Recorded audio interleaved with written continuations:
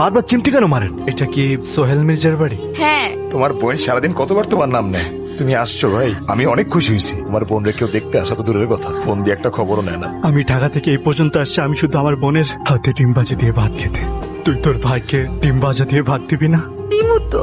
হঠাৎ খাবার বন্ধ করে দিলা। তোমার বোন কি ডিমে লবণ বেশি দিছে? না দুলা ভাই, ডিম মজা হয়েছে। মুরগিটার মনে হয় ডায়াবেটিক ছিল, ডিমটা কেমন মিষ্টি মিষ্টি লাগে। বিখ্যাত ডিমবাজি তো, এই জন্যই বুঝি। হায় আল্লাহ, ডিমের মধ্যে ভুল করে লবণের পরিবর্তে চিনি দিয়ে ফেলছে। না গেলে হইতো না। না দুলা ভাই, মাকে গিয়ে আনি, এরপর না হয় সবাই মিলে একসাথে থাকা যাবে। যদি মা না আসে? আমি মার কাছে গেলে যদি মা না আসে তাহলে আমি মার কাছে থেকে যাব। আপনি এখনো বসে আছেন? রাত কয়টা বাজে?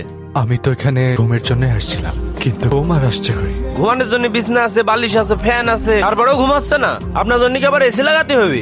আমার ঘুম তো মামার বাড়ি। কতদিন যে মাকে দেখিনি, মাকে দেখতে খুব ইচ্ছে করছে।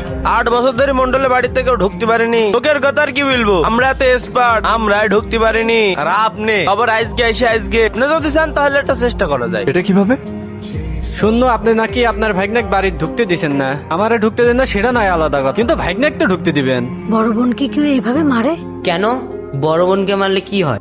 বোনকে মারলে কেউ ভালো ভাই হতে পারে না। বুবু সরি, প্রমিস আর কখনো করবো না। হইছে, এবার তুই এখন খা। তাহলে তো শ্বশুর বাড়ি গেলে ডিম ভাজা করে খেতে দিবি তো? চোখ বন্ধ করলেই মাকে দেখি। বলো না, আমার মা আর বুবু কোথায়?